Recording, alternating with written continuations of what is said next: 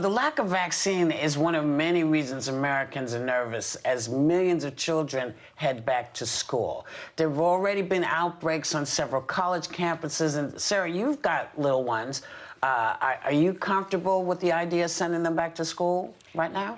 Yes, as comfortable as any person can be right now. We are sending both Alec and Sandra go back to school tomorrow for their partial days.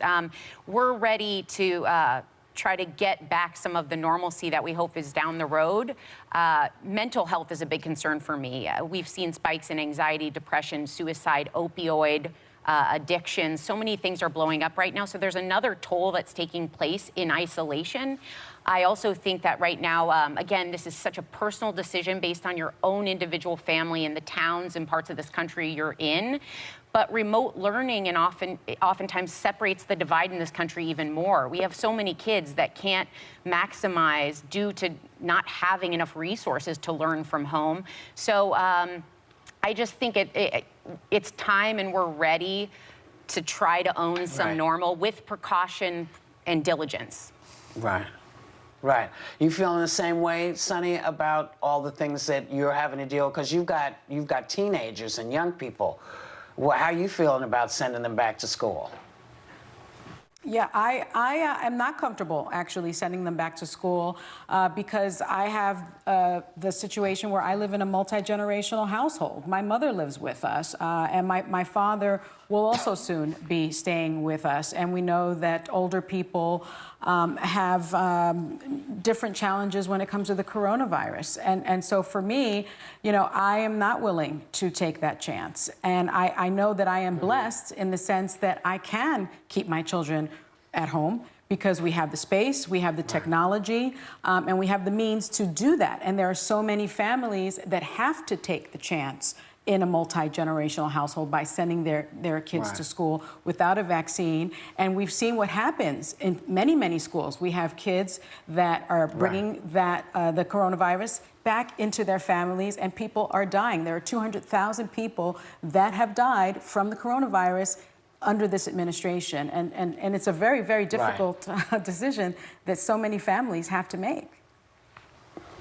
And Joy, you're in a household, you see your grandson quite a bit. I know you've got thoughts on this as well. What's your thinking behind all this?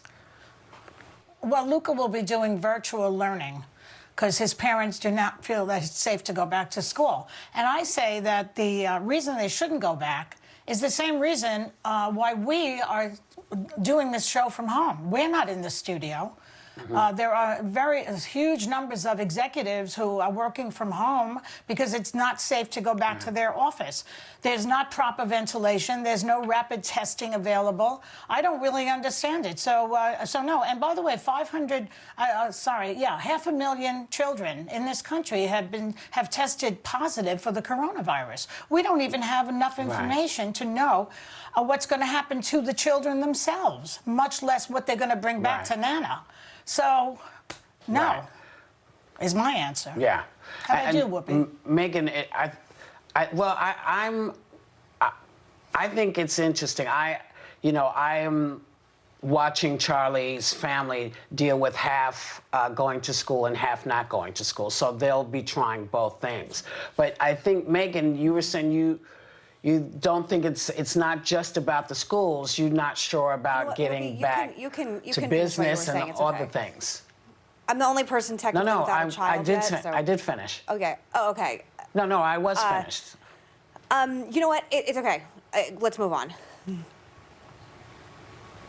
Okay.